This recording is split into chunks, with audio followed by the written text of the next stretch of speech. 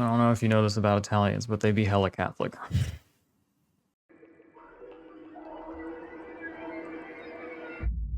So I'd like to start with the horrible Dr. Hichcock. Death will take you as you sleep. After you left me, I'm sure somebody tried to get into my room. But that's absurd, my dear. Who could possibly do that? This lovely gothic artwork here. The artwork here by Chris Barnes is really good, but for me, it's all about this one right here. That shit is so sick. Hell fucking yeah, dude. Like this is exactly my kind of thing, you know? So The Horrible Dr. Hitchcock is a British gothic horror film from 1962. So early 60s is where you're going to start seeing things be a little bit more edgy, obviously, than they had been in the 50s and in the 40s. Like we're getting in sort of a post-Hays Code, which obviously doesn't directly affect the British film industry, but, you know, Hollywood is kind of setting the standard for much of film's history. You want entertainment, wholesome, interesting, and vital. You know, early 60s, you're going to start seeing stuff that is a little edgier, that's going to be playing with darker and more difficult and more taboo subject matter, but isn't quite... It's going to do a lot of telling and not showing. You know what I mean? So The Horrible Dr. Hitchcock essentially follows it's a sort of mad scientist tale, if you will. And it's about a man, our titular Horrible Dr. Hitchcock, who has a bit of a necrophilia kink. And so he and his wife like to do little sexy kinky games where he has devised a sort of, what would you call it? It goes in a syringe. You know what I'm saying? Some kind of formula, some kind of elixir that he injects into his wife to put her in a near catatonic state so that she seems dead, but she doesn't actually die. And then he has sex with her. You know, presumably, I believe in the film this is consensual, so you know what? Have at it. Be weird little freaks. No problem here, right? The problem, of course, being when it goes a little too far one day, and you can imagine in what way this sort of salacious, kinky adult play can go wrong, or can go awry, you know what I mean? So, sometime later, he remarries, and he takes his new wife, played by Barbara Steele. He takes her to live in the old house where he lived with his wife. She finds this to be rather uncomfortable, and you know, he says that he's doing it just to, like, because he loves the house and he wants to, like, get over his dead wife and, like, you know, reclaim this space or whatever. But really what he's trying to do is harvest her blood because his wife has survived, and he wants to use her blood to rejuvenate her so that they can get back to, you know, the peak of their relationship, as it were. I don't think I'm spoiling anything there. I think that that's like the tagline, or like that's the brief synopsis that you get pretty much everywhere. So we're dealing with like early 60s stuff. So you're not going to get the kind of really sleazy stuff that the Italians are known for. But this is still quite sleazier than a lot of the things I think that were coming out in America at the time, right? Because the Italians are just fucking, I don't know, there's something going on over there. They're fucking weirdo freaks. They're built different, you know what I mean? Are you ever concerned, Mr. Argento, that your films might be giving people sleepless nights? Yes, I like this. Oh, you like to give them Yeah. sleepless nights? Yeah. And so I guess my chief criticism with this film is that despite how salacious and sort of tawdry the subject matter is here, like, I think that the film is actually pretty boring. Like, it's pretty slow for a lot of the runtime. I guess presumably because you can't go as hard as maybe you want to, maybe something to that extent. But you know, it definitely has an atmosphere going on to it. There's definitely like a sort of pervasive, tangible feeling of dread kind of permeating this castle, you know. And the whole thing looks absolutely stunning. Like, it looks beautiful. The 4K restoration looks gorgeous, and like the cinematography and the lighting, it's all like very, very expertly crafted stuff. And you know, the costumes are so good, and like the actors are all turning in really great performances. Like, the lead playing Dr. Hitchcock is very good. Like, he's not being asked to play an easy role. Like, he's asked to be at least somewhat sympathetic and like a sensitive, intelligent person who's also completely morally depraved. It's an interesting tightrope he walks, but he does an excellent job with it. And Barbara Steele is really great, as she kind of always is, and she looks great in the film. And I don't know, just like the color palette and the lighting, like the way the film looks is spectacular and is gorgeous, and is the reason I'll be keeping this and revisiting this film in the future, right? However, I really do just think that we are suffering from quite a bit in regards to the pacing. And I struggle to think what it is exactly that is lacking in the pacing. I mean, it might be that there's a lack of plot here, but you know, I can watch Tarkovsky or something like that and have a very minimal plot and yet still adore the visuals and the mood and the atmosphere and the themes of what I'm seeing, you know? Like, you don't have to have a super plot-heavy film to have a great film. But maybe the difference is that this is clearly attempting to be like a more... It is artsy, but it's not Tarkovsky artsy. It's not trying to be slow cinema, you know? It just seems to struggle a bit with its pacing. Like, it wants to hook you in on the salaciousness, and it wants to hook you in on the sordid plot details and everything. And it also wants to create quite a bit of suspense. Like, the connection to Hitchcock is not subtle. We are explicitly attempting to make a Hitchcockian sort of suspense thriller. And it's not particularly suspenseful for me most of the time, you know? It really just is nice to look at, but it doesn't really deliver on the sort of chills and thrills angle. There is a great fucking catacomb in this film, like a really great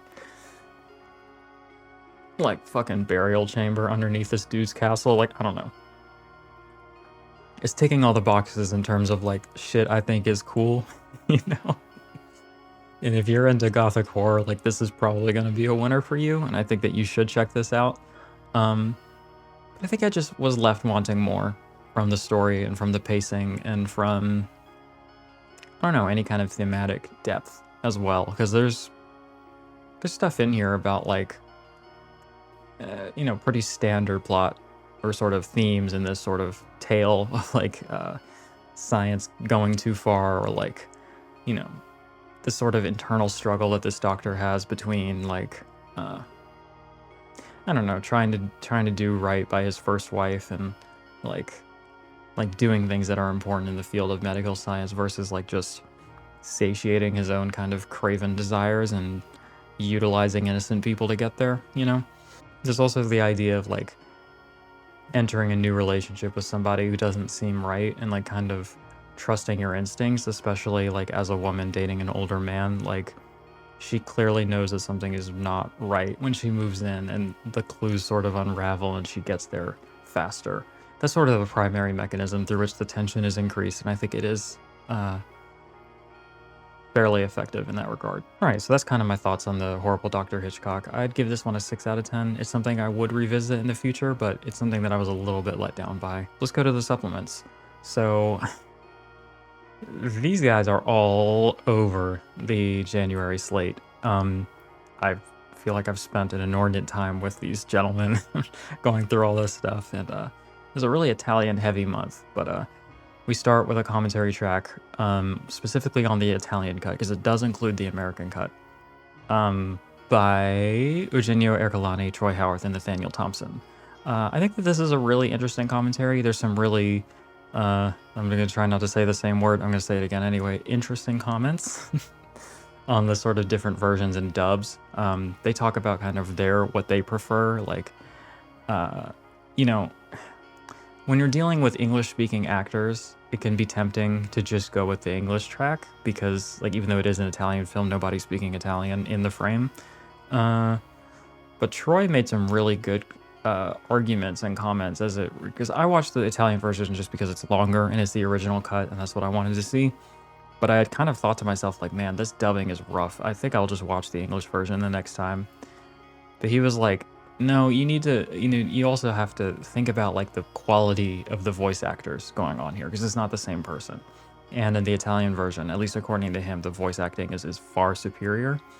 It also probably isn't the actors on screen doing their own voices in the dubbing, right? So is an important thing to consider. And then also the sound mix, he says, is significantly different and is superior in the Italian cut. Just something I honestly hadn't considered in like different soundtracks for different dubs. I kind of assumed that the Foley work and the ambience and the score and everything would all be the same, and it would just be the dialogue tracks that are replaced, but apparently you can get bigger discretions than that between these different versions.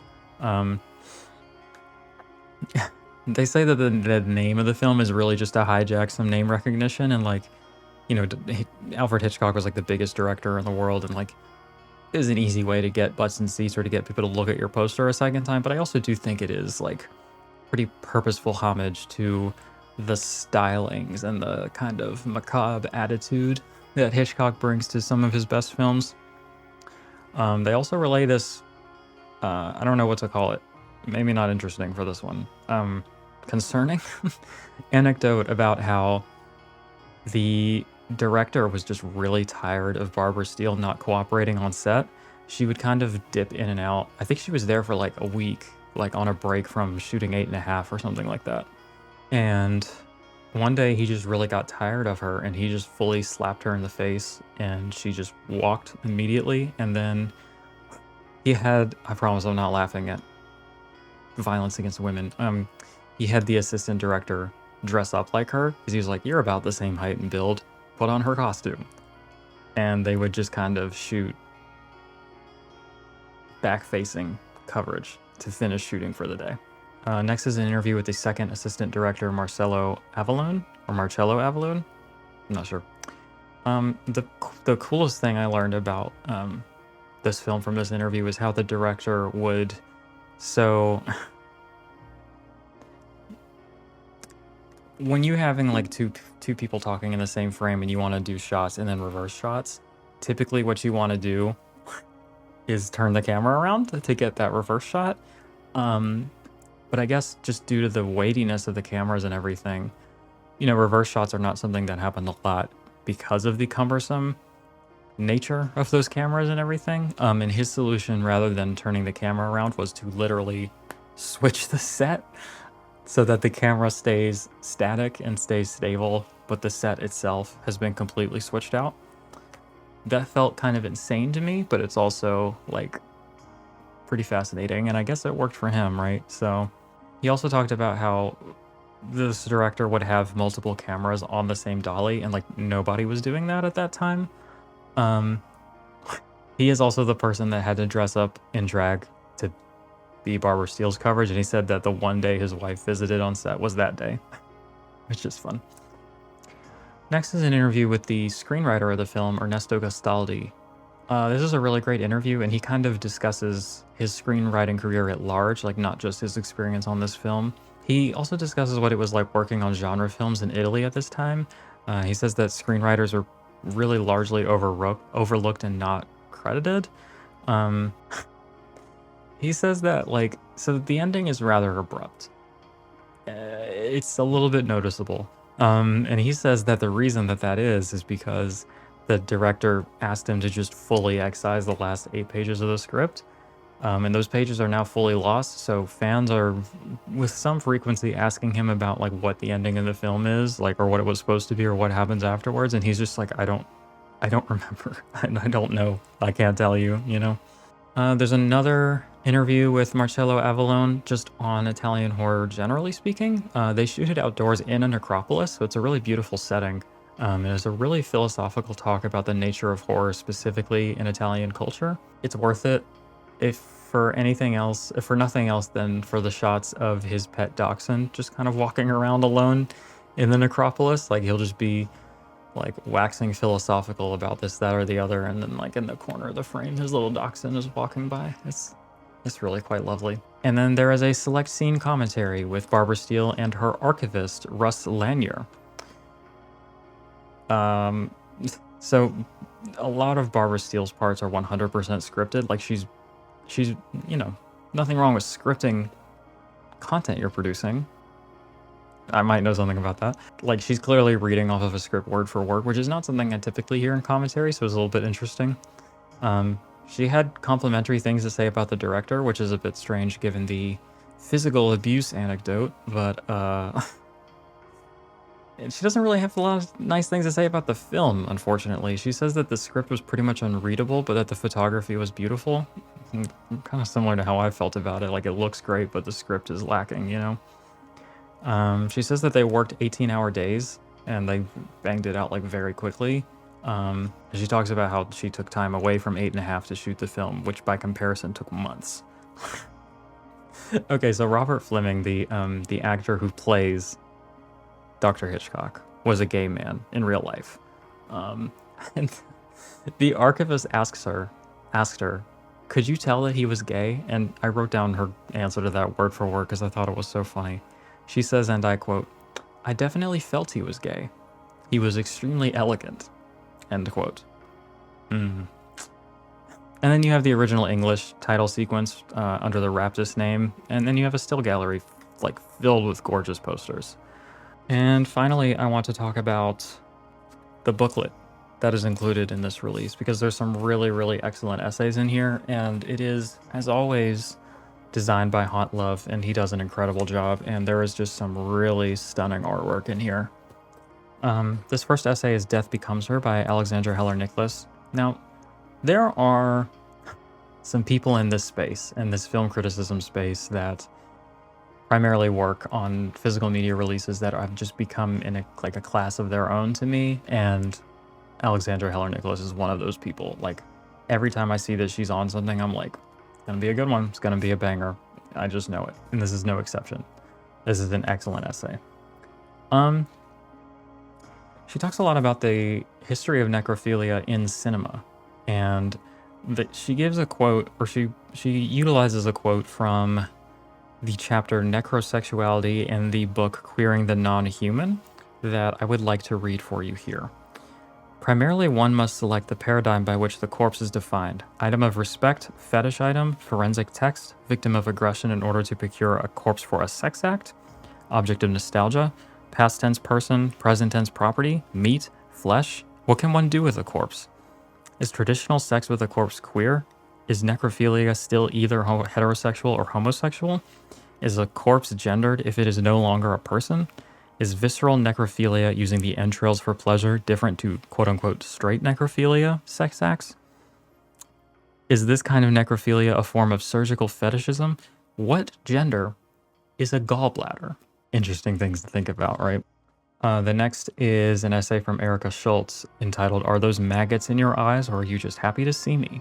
Necrophilia in Italian Horror Films. Erica Schultz is quickly joining that class of people I've just discussed, because every time I read one of her essays, it's just astounding. This one might be my favorite in this little book here. She does this really interesting thing here where she compares necrophilia to the sort of reverence for saints that Catholicism engages in, as like this is a very Catholic coded film, being that it is Italian. I don't know if you know this about Italians, but they be hella Catholic. She also quotes the new classification of necrophilia published in the Journal of Forensic and Legal Medicine, where the author kind of creates 10 classes of necrophiliacs that we can designate different people, and she sort of diagnoses Dr. Hichcock throughout the film, other characters in horror films. I don't know. It's a really good essay, honestly. And then finally, there is an essay from Nathaniel Thompson, who has showed up yet again here, called The Shadow of the Grave, Dissecting the Horrible Dr. Hitchcock.